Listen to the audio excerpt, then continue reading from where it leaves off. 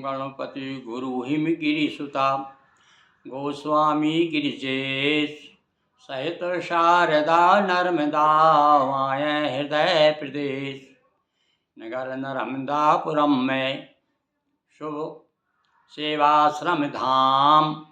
यहाँ विराजय नर्मदा वाओ करें प्रणाम। बोलिए रेवा मैया की जय।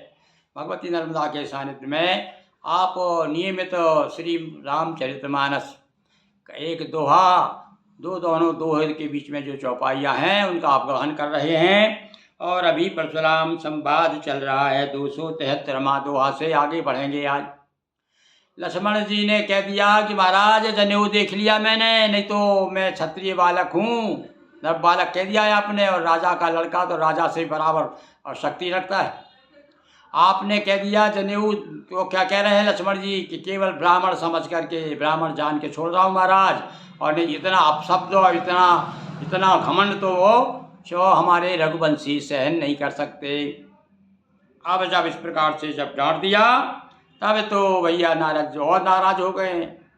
कह रहे हे कौशिक सुनो मंद यह बालक। जब देखा लक्ष्मण जी पे कुछ चल नहीं रहा, उनका प्रभाव नहीं चल रहा है, तो फिर उधर हाथ बढ़ा दिया कौशिक की तरफ। अरे कौशिक विश्वामित्र से, अरे महाराज तुमने कहाँ के लड़कों को ले आए यहाँ पर? ये बड़ा मंद बालक है, बड़ा मंद बुद्धि है, मूर्ख है, इसमें बुद्धि नहीं है। कुटिल काल बसे निज कुल, और अपने कुल का नाश करने वाला, ये सब इसको मैं छोड़ूंगा नहीं। यह जो है कुटिल है। कुटिल कहा लक्ष्मण जी से, कुटिल कह रहे हैं भैया। कुटिल और काल बस है, ये काल के वशीभूत हो गया है। अब काल इसके आसपास मंडराने लगा है, मतलब मैं अब इसका काल बन करके इसके सामने आ गया हूँ। भानुवंश राकेश कलंकु, अरे यह तो सूर्यवंश का कलंक है।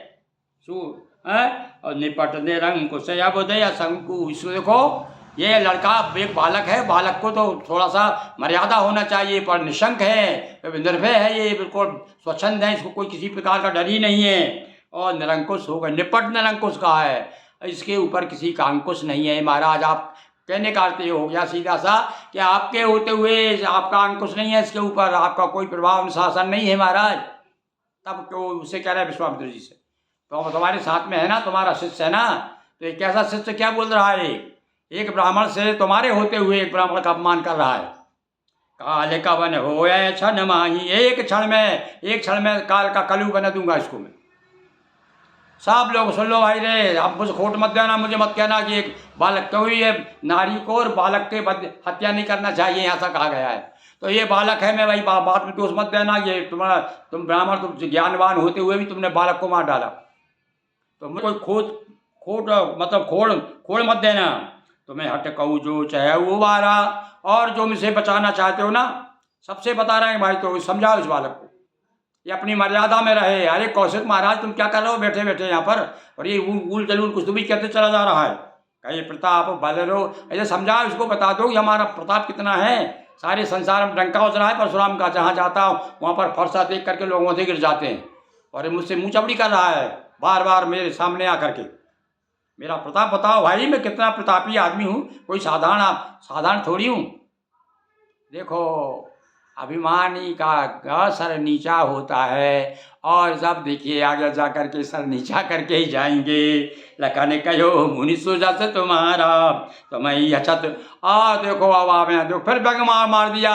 अरे बोले महाराज आपकी यश की क्या कहना है, और सारा संसार जानता है भैया, और आप तो आपके अलावा और उसके बारे में कौन बड़ा बता सकता है बोले।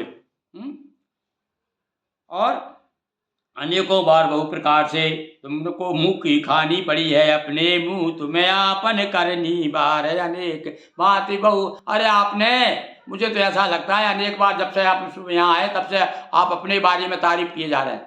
और भैया सुनो, कभी कभी क्या होता है, कुछ लोग तो सोचते हैं जब हमारी कोई तारीफ नहीं कर रहा तो खुद ही करो।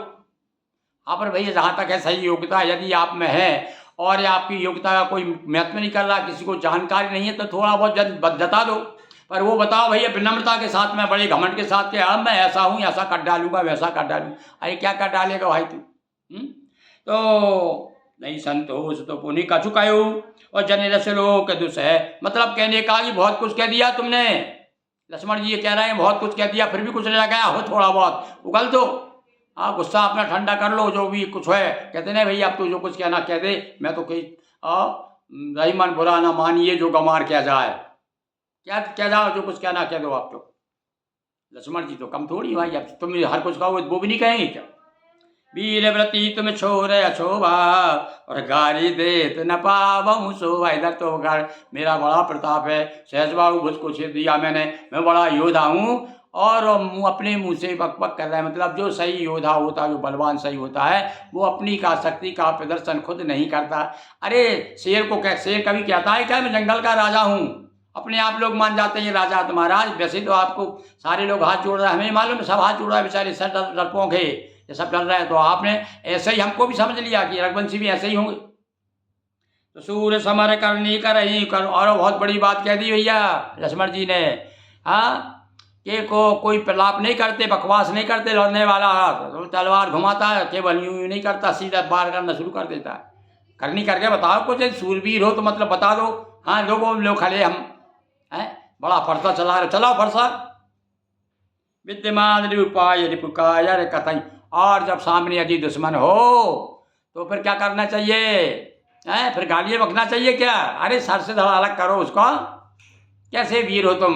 देखो ऐसा कह के और अच्छी निंदा भी कर दी, और ये ब्याज स्तुति भी हो गई उनकी, अच्छी तरह से मरम्मत कर दी। ऐसा आज तक जीवन में परशुराम जी को कोई ऐसा जवाब देने वाला नहीं मिला होगा।